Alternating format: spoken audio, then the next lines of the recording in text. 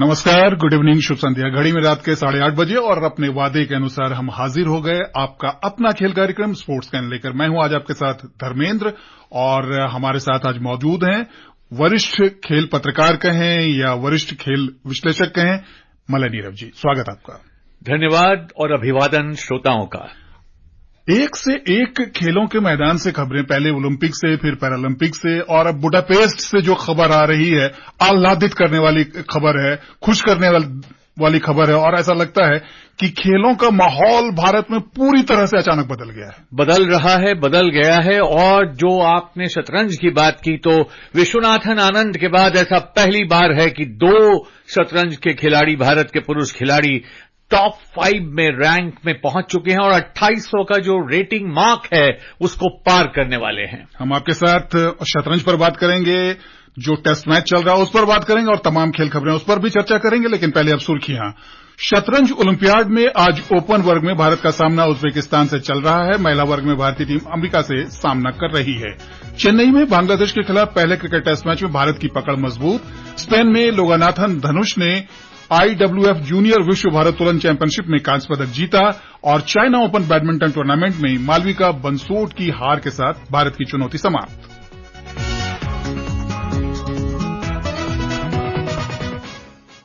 बात करते हैं शतरंज से। बुडापेस्ट में 45वें शतरंज ओलंपियाड में आज ओपन वर्ग में भारत का सामना उज्बेकिस्तान से हो रहा है।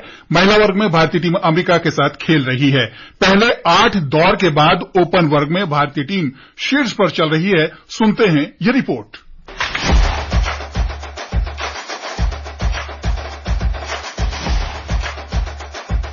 अपनी दिमागी मजबूती, नियंत्रित आक्रामकता और जरूरी जज्बे और चपलता के साथ ओपन वर्ग में भारतीय टीम ने दुनिया को हैरान कर दिया है। तभी तो गोल्ड मेडल जैसे दरवाजे पर दस्तक दे रहा है। भारतीय टीम टूर्नामेंट में एकमात्र ऐसी टीम है जिसने अब तक कोई भी मुकाबला नहीं गंवाया है। अब अगली चुनौती पिछले चैंपियन उज्बेकिस्तान की है।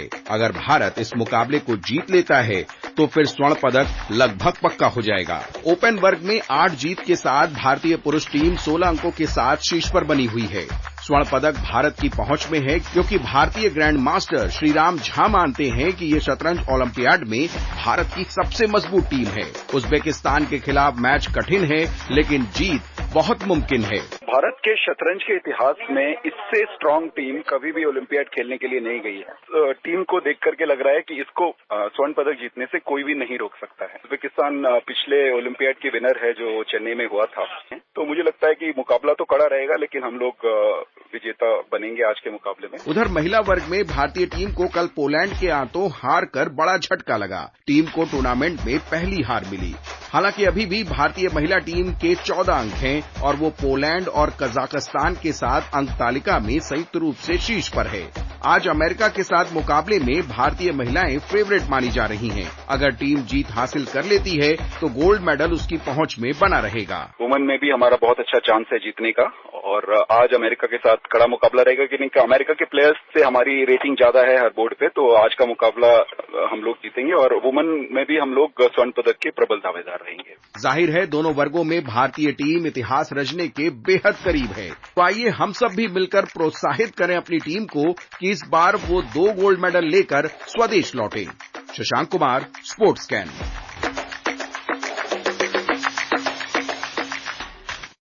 बिल्कुल दरवाजे पर जैसे 2 गोल्ड मेडल दस्तक दे रहा है। खासकर अगर ओपन वर्ग की बात करें, क्या कमाल का प्रदर्शन किया है। अद्भुत, जबरदस्त, बेहतरीन, परफेक्ट 16/16 स्कोर भारत की टीम का 8 राउंड के बाद पुरुषों की टीम का।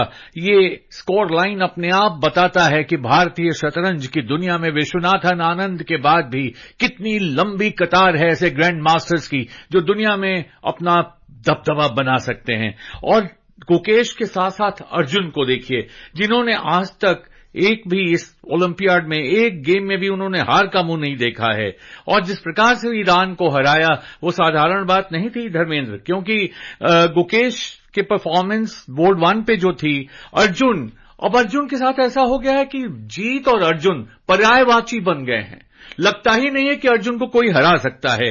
और जो बात मैंने अब शुरुआत में कार्यक्रम में कही थी कि जो वो मार्क होता है 2800 का, उसके आसपास बिल्कुल पास पहुंच चुके हैं दोनों। और अब लगता है कि वही बात मुझे बच्चन जी की कविता याद आती है कि बस आ पहुंचे दूध नहीं कुछ 4 कदम मधु चलना है, चहक रहे सुन पीने वाले, महक रही है मधुशाला। स्वर्ण पदक आने वाला है, बिल्कुल स्वर्ण पदक आने वाला है। और न सिर्फ पुरुष टीम बल्कि महिला टीम भी टॉप पर चल रही है 3 टीमों के साथ। और हम कह सकते हैं कि वहां भी जो प्रदर्शन रहा है बहुत कमाल का और अद्भुत, जो आपने कहा जबरदस्त और लाजवाब। बिल्कुल, देखिए अगर पोलैंड के हाथों हार भी हुई है तो ये ट्रायंगुलर एक तरह से तीनों टीमें बराबरी पर हैं और अमेरिका को हराने में भारतीय महिलाओं को कठिनाई नहीं होनी चाहिए। दुनिया में अगर आप रैंकिंग देखें, भारतीय महिला टीम की पहली रैंकिंग है, वरीयता में सबसे ऊपर हैं, तो उनसे उम्मीद की जा सकती है कि वो बिल्कुल आसानी से अमेरिका को हराएंगी। और ये पोलैंड की हार का जो उनके सर पे एक मनोवैज्ञानिक दबाव होगा, जैसे ही अमेरिका हारेगा उतर जाएगा। जी, और हम कह सकते हैं कि इस दिमागी खेल में अब दुनिया को हमारे सामने झुकना ही पड़ेगा, क्योंकि अगर हम पुरुष रैंकिंग की बात करते हैं, टॉप 10 की जो रैंकिंग है उसमें हमारे तीन खिलाड़ी मौजूद हैं। और ये अद्भुत करिश्मा कह सकते हैं कि शतरंज के इतिहास में पहली बार हुआ है। बिल्कुल, अभी 3 राउंड होने बाकी हैं और अभी से ही पूरी दुनिया इस बात को कह रही है कि क्या हो रहा है भारत में और भारतीय शतरंज की दुनिया में। जो कोई भी सितारा, जिसे हम उदीयमान सितारा कहते थे, अपने पूरी आन बान शान के साथ चमक रहा है। जी, और विश्वनाथन आनंद ने जो एक परंपरा रखी, एक मजबूत परंपरा रखी, उस पर हमारे युवा खिलाड़ी बहुत ताकत के साथ आगे बढ़ते हुए नजर आ रहे हैं। बिल्कुल, उन्होंने शुरुआत की थी, उन्होंने नींव तैयार की थी और अब तंगूरे का कलश इन खिलाड़ियों के रूप में चमक रहा है। तो शतरंज के बारे में हमने इतनी अच्छी बात कर ली और उम्मीद है कि जो खिलाड़ी हैं वो हमारी उम्मीदों को पूरा करेंगे। अब चलते हैं क्रिकेट के मैदान पर। चेन्नई में बांग्लादेश के खिलाफ पहले क्रिकेट टेस्ट मैच पर भारत ने अपनी पकड़ काफी मजबूत कर ली है। आज दूसरे दिन का खेल समाप्त होने तक भारत ने दूसरी पारी में 3 विकेट पर 81 रन बना लिए थे। मेजबान टीम को अब तक 308 रन की बढ़त मिल चुकी है। सुनते हैं ये report.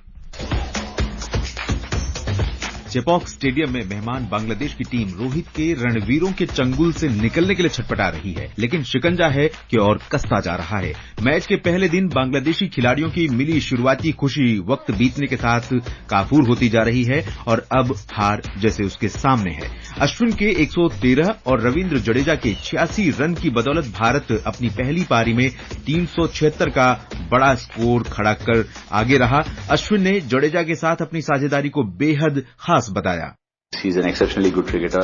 I'm happy for him, and likewise, in so many ways, I think watching him bat over the last couple of years has also given me insight on how better I can be. So both of us have grown together. Both of us have done some special things. We really value one another at this stage, and both of us are enjoying each other's success even more than ever before. बल्लेबाजों के बाद जसप्रीत बुमराह की अगुवाई में भारतीय गेंदबाजों ने ऐसा धावा बोला कि बांग्लादेशी टीम सिर्फ 149 रन पर सिमट गई। बुमराह के 4 विकेट के साथ तेज गेंदबाजों ने 8 विकेट झटके। बल्ले से कमाल करने वाले कलाई के उस्ताद जडेजा ने 2 विकेट लिए। रविंद्र जडेजा का मानना है कि कल भारतीय टीम 120 रन के आसपास और जोड़ने के बाद पारी घोषित कर सकती है। First we have to bat very well. I think we are 310 run plus. Still we have to put up like somewhere around 120 to 150 from here on. So we'll be in good position and then we'll come out and bowl and try and get them out as early as possible. Bharat ने बांग्लादेश को follow on देने की जगह दूसरी पारी में उतरने का फैसला किया। टीम इंडिया 300 के आंकड़े को पार कर चुकी है और अभी 3 दिन का खेल और बचा हुआ है। ऐसे में कुछ अनहोनी न हुई तो 2 टेस्ट मैचों की श्रृंखला में भारत की 1-0 की बढ़त लगभग तय हो चली है। Devendra Tripathi, sports can. जी हाँ, जब बांग्लादेश की टीम पाकिस्तान को उसकी सरजमी पर हराकर भारत पहुंची थी तो उसके मंसूबे बड़े बड़े थे कि अब तो भारत का भी शिकार करेंगे, लेकिन भारतीय टीम ने दिखा दिया कि उससे मुकाबला करना और उससे पार पाना तो इतना आसान है नहीं। और अगर ऊपर वाले नहीं भी चले तो जो हनुमान की दुम है वो लंका जलाने के लिए पर्याप्त है। जिस तरह से अश्विन ने और जडेजा ने बल्लेबाजी की और अब जिस तरह से तेज गेंदबाजों ने, हालांकि देखिए 17 विकेट एक दिन में गिरे हैं, 17 खिलाड़ियों ने शामियाना देखा एक के बाद एक, लेकिन भारत की टीम में सिर्फ बुमराह ही नहीं, मैं तो कहूंगा सिराज, आकाशदीप, तेज गेंदबाजों ने शुरू में और फिर बाद में रविंद्र जडेजा ने जैसी गेंदबाजी की है। और एक आध बात तो ऐसा अद्भुत हुआ जो मैं इतने साल से करता आ रहा हूं, देखता आ रहा हूं, खेल पत्रकारिता मेरे ख्याल से 30 वर्ष होने जा रहे हैं, लेकिन मैंने ये कभी नहीं देखा कि टप्पा खाने के बाद गेंद स्विंग जैसे आज एक गेंद पर कराई है बुमराह ने, और वो जो अद्भुत करिश्मा, चमत्कारी देखने को मिला।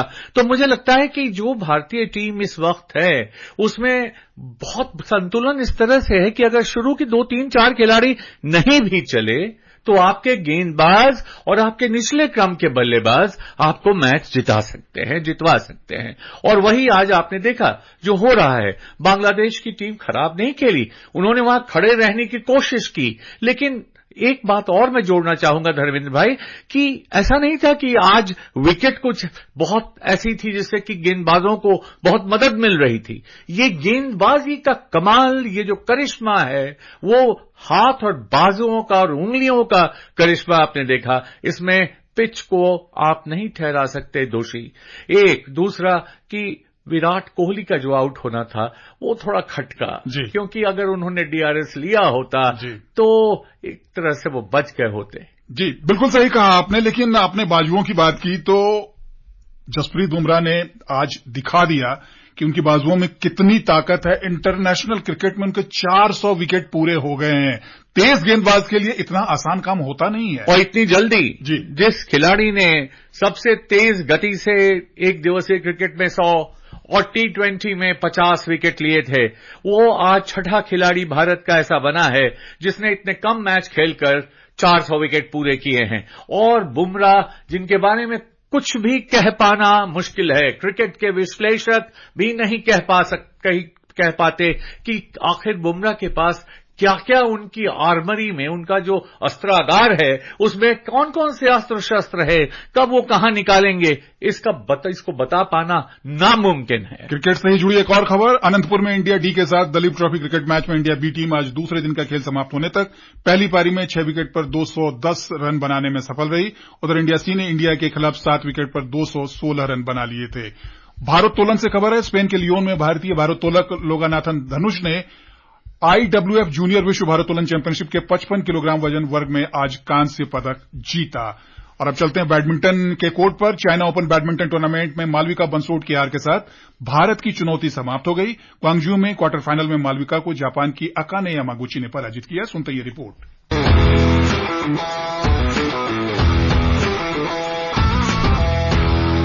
अंतिम 8 के मुकाबले से पहले अपने लाजवाब प्रदर्शन से बैडमिंटन की दुनिया को हैरान करने वाली मालविका का सफर इस टूर्नामेंट में थम गया है, लेकिन उन्होंने आने वाले दिनों में भारतीय महिला बैडमिंटन में अपनी छाप छोड़ने का संकेत जरूर दे दिया है। टूर्नामेंट में अपने से ऊंची रैंकिंग वाले खिलाड़ियों को पराजित करने वाली प्रतिभाशाली मालविका बंसोड ने क्वार्टर फाइनल में आज 2 बार की विश्व चैंपियन अकाने यामागुची को भी चौंकाने की भरपूर कोशिश की, लेकिन इस युवा भारतीय खिलाड़ी का कम अनुभव उनके आड़े आ गया। चौथी वरीयता प्राप्त जापानी खिलाड़ी के खिलाफ विश्व रैंकिंग में 43वें स्थान पर काबिज मालविका को लगातार गेम में 10-21, 16-21 से शिकस्त का सामना करना पड़ा। पहले गेम में यामागुची के लिए जीत आसान रही, लेकिन मालविका ने दूसरे गेम में मजबूत वापसी की और यामागुची को कड़ी टक्कर देते हुए एक समय स्कोर को 15-15 कर दिया। यामागुची ने इसके बाद अनुभव और कौशल का शानदार प्रदर्शन करते हुए इस गेम को 21-16 से जीता। विश्व की पूर्व नंबर 1 खिलाड़ी यामागुची के खिलाफ मालविका की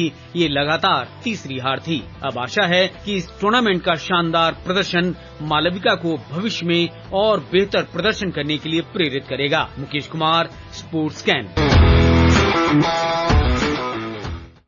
और कि मालविका ऐसी तीसरी भारतीय खिलाड़ी हैं साइना और सिंधु के बाद जिन्होंने क्वार्टर फाइनल में चाइना ओपन के जगह बनाई है और 6 वर्षों का इंतजार समाप्त हुआ है। धर्मेंद्र जी और चलते चलते एक और खबर। पंजाब ने 14वीं जूनियर राष्ट्रीय चैंपियनशिप जीत ली है। जालंधर में खेले गए फाइनल में उसने उत्तर प्रदेश को हराया। और अब घड़ी की सुइयां कह रही हैं आज के हमारे कार्यक्रम का समय समाप्त हो रहा है। मलय जी स्टूडियो में आने के लिए बहुत बहुत शुक्रिया, धन्यवाद। दोस्तों आपसे फिर होगी मुलाकात नई खेल खबरों के साथ। नमस्कार।